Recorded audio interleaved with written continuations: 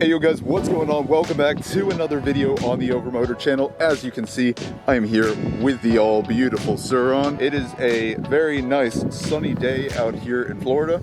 A little bit hot. I think I might get a bit of a tan.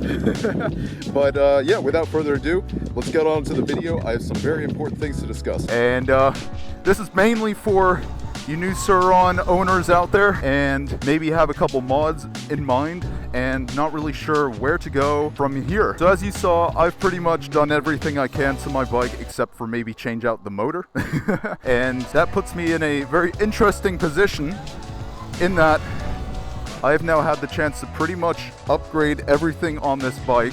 And I can tell you guys from personal experience what I would recommend you get first and what can kind of come later on after you've sort of built out your bike, just to make it look muy bien. And so of course, as for every bike, you want it to be comfortable. And now the thing with a Surron Lightbait is out of the box, unless you're maybe 5'6" and 120 or 130 pounds, this bike isn't going to fit you very well. And some people love that small, really easy to maneuver bike, and you know, more power to you. But there are also a lot of people that want to fit their bike to their exact needs. Things like your seat height, your wheel dimensions, your bar height, all that sort of stuff. So one thing to note when you are, let's say, riding on road is you might want a smaller wheel setup. You might want 17s in the front and rear, but you also might be 6'2"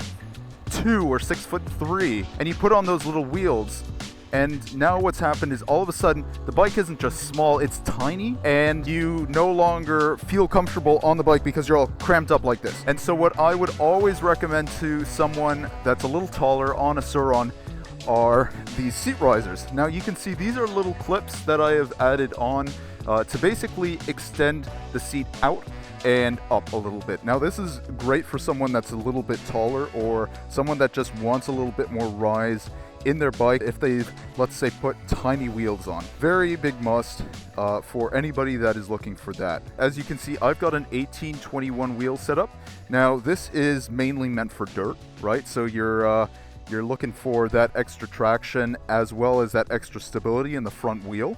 So having an 1821 or a 1916 perhaps is imperative for you to be able to experience that riding. And now something that some people do, which I personally haven't done yet, but I see a lot of people starting to do, especially in the off-road community, is adding in an extended swing arm. Now this gives the bike a longer wheelbase, which is good if you want to have that extra control of the torque while still having a ridiculous amount of torque like these bikes do. This is a not necessarily crucial step, but something that is definitely important to keep in mind in the future if you are planning on upgrading the power by a lot. If you're planning on running perhaps over 15 kilowatts, you definitely want to have an extended swing arm to be able to control that torque. But then again, you know, if you're riding on road and you want to have that torque for the wheelies, then you might not need an extended swing arm. So those are all the minor things that you need to look out for, as well as perhaps the linkage rise. Now this is I believe a 1.5 inch rise on this Warp 9 linkage.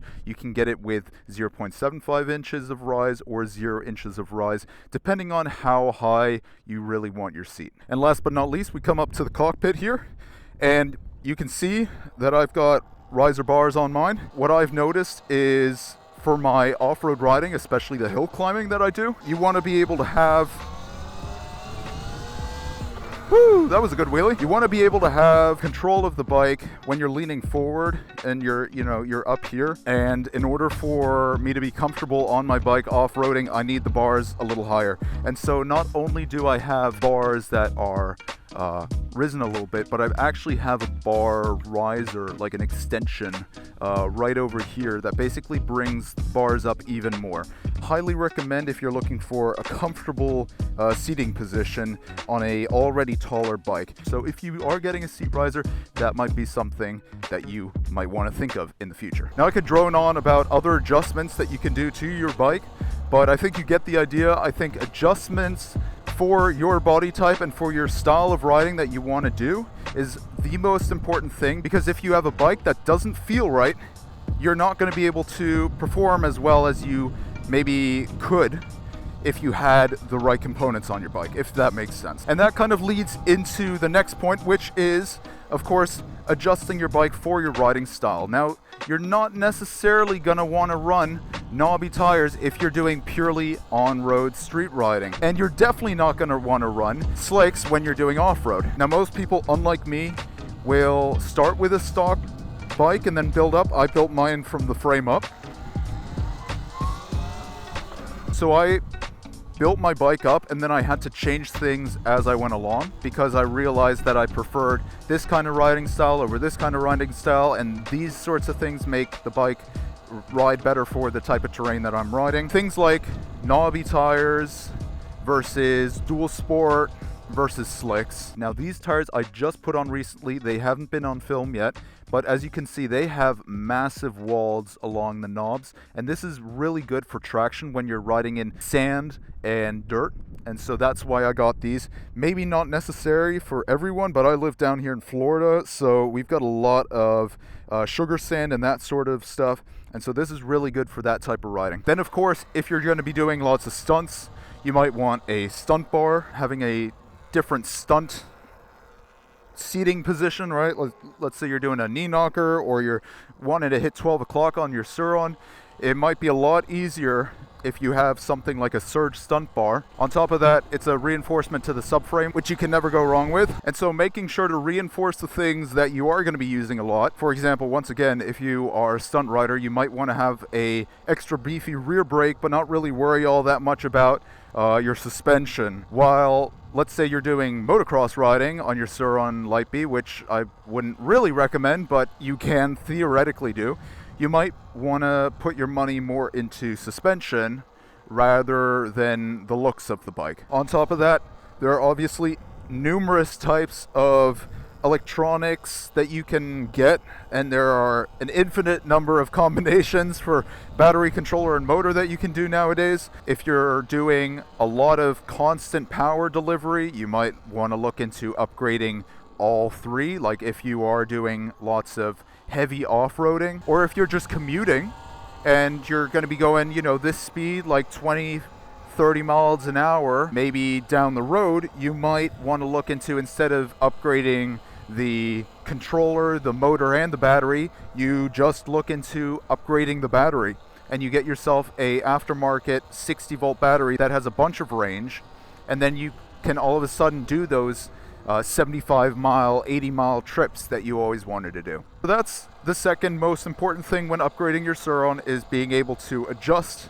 for your riding style. And now, last but not least, personally, the thing that I kind of went a little crazy on, which you maybe don't have to, considering it is literally just a toy, is upgrading the looks. Now, I know there is a very big modding community out here, and not just having your bike perform well, but also look good at the same time is very important for a lot of people. And so doing things like wraps and painting, whether that's with spray paint, which I would not recommend, or powder coating your bike, adding on higher end parts that, you know, might perform just as well as the stock parts or cheaper parts that are out there, but have a bit more of, you know, name brand recognition to them. So for example, we're talking about prickly parts, Warp 9 titanium bolts, that sort of stuff. That is also definitely an important factor to keep in mind, but I would put that more towards the back of your mind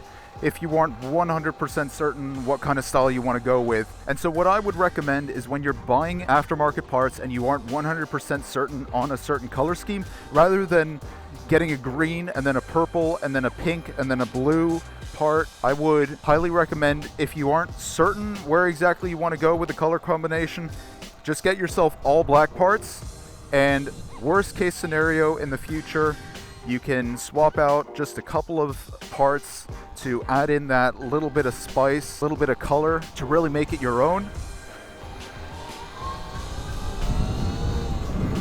And you don't accidentally create a Frankenstein bike. So that's basically all I wanted to say. I hope you guys really enjoyed this video. I know there are a lot of people out there that are getting into this community and don't really know where to start. And I know there's plenty of videos out there that are like the top 5 parts to first get when you build your Surron out and whatnot.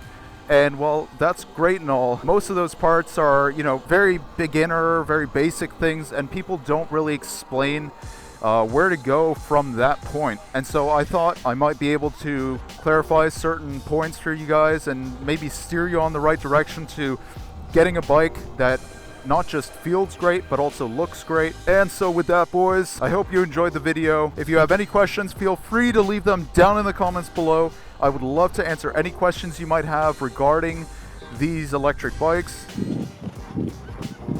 And make sure to let me know if you guys have any questions about this bike in particular. If you see certain things that you just have a question about, I'd always be happy to answer them. And so thank y'all so much for watching, and I'll see you in the next video. Peace out.